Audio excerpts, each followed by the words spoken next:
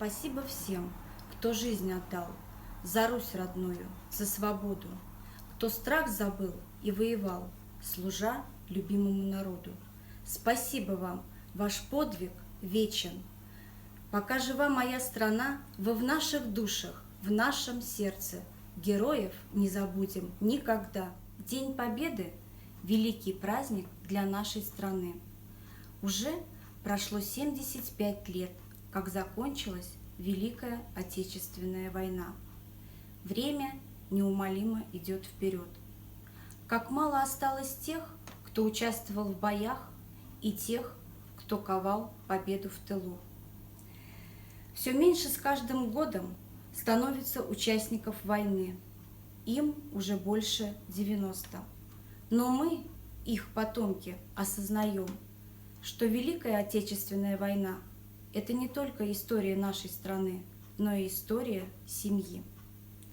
Наша задача – сохранить память о подвиге родных, о подвиге народа. В Республиканской детской библиотеке с вашей помощью, уважаемые читатели, собирают материалы для альбома памяти «Бессмертный полк», который оформляется в рамках историко-просветительской акции «Всем даруется победа».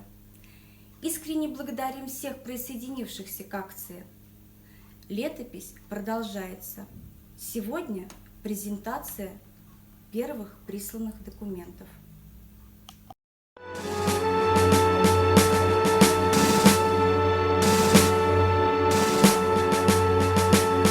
Я знаю о войне лишь понаслышке, но вновь и вновь в мои приходят сны.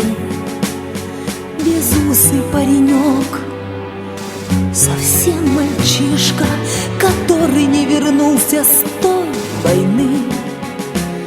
Сожмется больно сердце от печали, хоть с той поры прошло полсотни лет.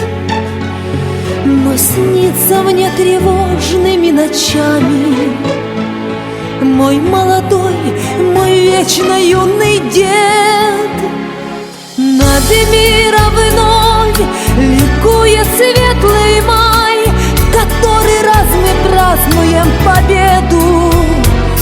Но то, что совершили наши деды, ты помни, никогда не забывай.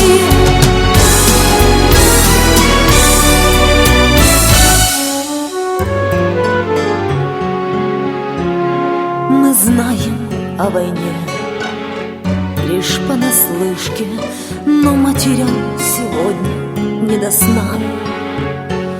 Ведь подрастают юные мальчишки, а где-то до сих пор идет война. И сколько их еще, наверное, будет солдат, не возвратившихся с войны.